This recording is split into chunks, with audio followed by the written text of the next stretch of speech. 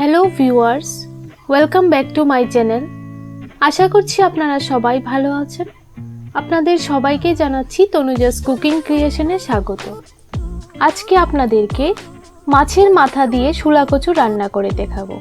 আর এইভাবে একবার শোলা কচু রান্না করে পরিবারের সবাইকে খাইয়ে দেখবেন, সবাই প্রশংসায় পঞ্চমুখ হয়ে উঠবে। তো চলুন রেসিপিটা শুরু করি। আর আপনাদের কাছে অনুরোধ করব, আমার ভিডিওটা দেখার আগে অবশ্যই নিচে সাবস্ক্রাইব লাল বাটনটিতে ক্লিক করে দিন এবং আমার চ্যানেলটাকে সাবস্ক্রাইব করে দিন। আর পাশে থাকা নোটিফিকেশন বেল আইকনটিকে অন করে দিন, তাহলে সমস্ত রকমের ভিডিওর আপডেট আপনাদের মোবাইলে চলে আসবে। তো চলুন রেসিপিটা শুরু করি। এখানে আমি শোলা কচু ভালোভাবে কেটে ধুয়ে নিয়েছি। এবার হাতের মধ্যে একটু সরিষার তেল মেখে নিয়েছি। আর কচু কাটার সময় অবশ্যই হাতে একটু সরিষার তেল মেখে নিলে ভালো হয়, তাহলে আর হাত চুলকায় না। তো দেখুন, এখানে আমি একটা গ্রেটার নিয়ে নিয়েছি। এই রকম সাইজের গ্রেটার দিয়ে গ্রেট করে নিলে ভালো হয়। আর গ্রেটার না থাকলে আপনারা মিক্সিতে আধা পেস্ট করে নিতে পারেন, পুরোপুরি পেস্ট করতে হয় না, মোটামুটি একটু পেস্ট করে নিলেই হয়ে যায়। তো দেখুন, ভালোভাবে গ্রেট করে নিচ্ছি।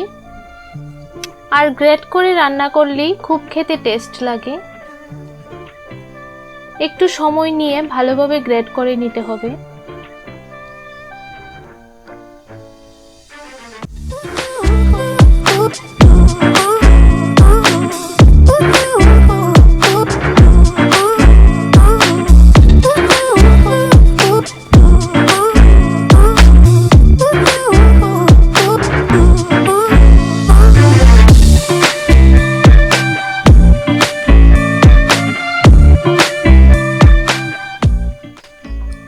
দেখুন, সবগুলি কচু আমার ভালোভাবে গ্রেট করা হয়ে গেছে। দেখতে কত সুন্দর লাগছে। এবার আমি মাছের মাথাগুলিকে ভেজে নেব, নুন এবং হলুদ মেখে নেব। তো চুলায় একটা কড়াই বসিয়ে দিয়েছি। এখানে আমি 2 টেবিল স্পুন দিয়ে দিলাম সরিষার তেল। সরিষার তেলেই আমি রান্নাটা করব।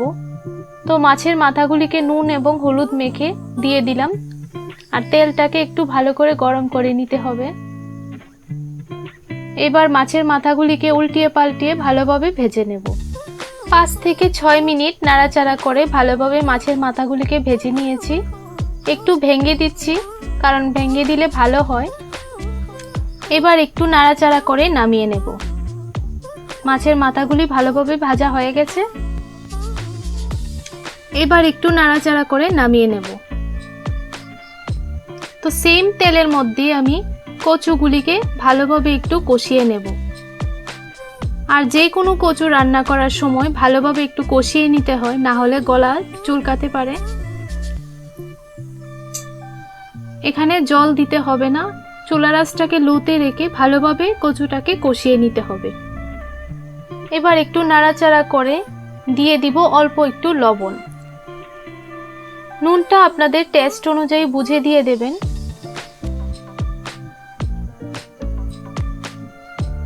ভালোভাবে নাড়াচাড়া করে তেলের সঙ্গে মিশিয়ে নিয়েছি।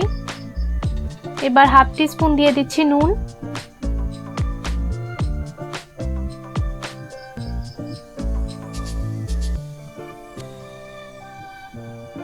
তো দেখুন, 5 থেকে 6 মিনিট এইভাবে নাড়াচাড়া করে ভালোভাবে কচুটাকে কষিয়ে নিয়েছি।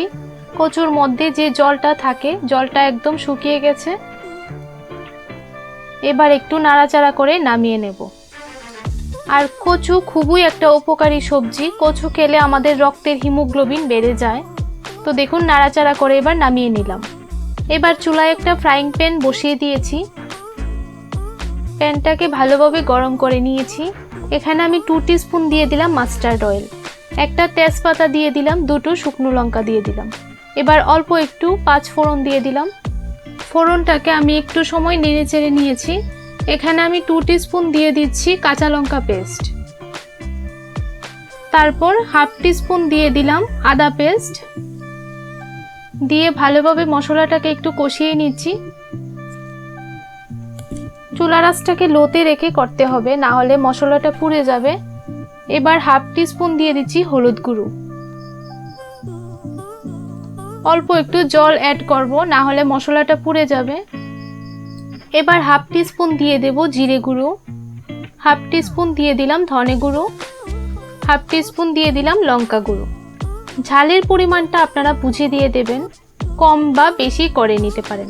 এবার মশলাটাকে আমি 1 মিনিটের মতো ভালো করে কষিয়ে নিচ্ছি। যতক্ষণ না পর্যন্ত মশলা থেকে তেল ছেড়ে দিচ্ছে ততক্ষণ কষিয়ে নিতে হবে। তো দেখুন মশলাটা আমার ভালোভাবে কষানো হয়ে গেছে। এবার আমি সেদ্ধ করে রাখা কচু দিয়ে দেব।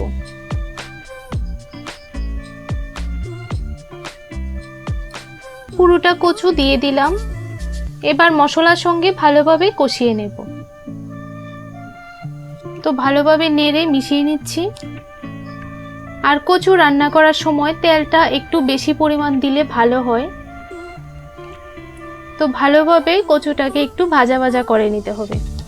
আর যে কোনো কচু রান্না করার সময় ভালোভাবে একটু কচুকে ভাজা ভাজা করে নিলে তাহলে আর গলায় চুলকানোর কোনো ভয় থাকে না। তো দেখুন আমি 7 থেকে 8 মিনিট এইভাবে চুলার আঁচটাকে মিডিয়ামে রেখে ভাজা ভাজা করে নিচ্ছি। আর অনবরত নেড়ে যেতে হবে, না হলে নিচে থেকে লেগে যাবে। এবার অল্প একটু দিয়ে দিলাম চিনি। চিনিটা অপশনাল, আপনাদের যদি ভালো না লাগে তাহলে স্কিপ করে নিতে পারেন। চিনিটা দেওয়ার পর ভালোভাবে একটু নেড়ে মিশিয়ে নিচ্ছি। কিছুক্ষণ সময় নাড়াচাড়া করার পর এবার দিয়ে দেব ভেজে রাখা মাছের মাথাগুলি।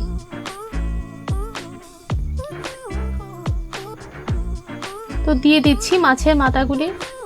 মাছের মাথা দিয়ে এবার আর একটু ভেঙে নেব। আপনারা চাইলে এখানে যে কোনো মাছের মাথা দিয়ে রান্নাটা করতে পারেন। আমি এখানে রুই মাছের মাথা দিয়ে রান্নাটা করছি। ইলিশ মাছের মাথা দিয়েও খেতে খুব টেস্ট হয়। এবার মাছের মাথা কচুর সঙ্গে ভালোভাবে মিশিয়ে নেব। 2 থেকে 3 মিনিট এইভাবে নাড়াচাড়া করে মিশিয়ে নেব। তখন চুলার আঁচটাকে মিডিয়ামেই রাখতে হবে আর অনবরত নেড়ে যেতে হবে। এবার আমি হাফ টিস্পুন দিয়ে দিলাম ঘি। ঘিটা আমি ফ্রিজে রেখেছিলাম, তাই একদম শক্ত হয়ে রয়েছে। এবার একটু নেড়ে ঘিটাকে গলিয়ে নিলাম, নিয়ে ভালোভাবে কচুর সঙ্গে মিশিয়ে নিচ্ছি। এবার হাফ টিস্পুন দিয়ে দিচ্ছি গরম মশলার গুঁড়ো। গরম মশলার গুঁড়োটা ভালোভাবে একটু ছড়িয়ে দিয়ে দিতে হবে। তো দেবার পর ভালোভাবে মিশিয়ে নিচ্ছি। আপনারা চাইলে এই শাকের মধ্যে বাদাম ভেজে দিয়ে দিতে পারেন। তো দেখুন সার্ভ করে নিলাম। রেসিপিটি ভালো লাগলে আমার চ্যানেলটাকে সাবস্ক্রাইব করার অনুরোধ রইল।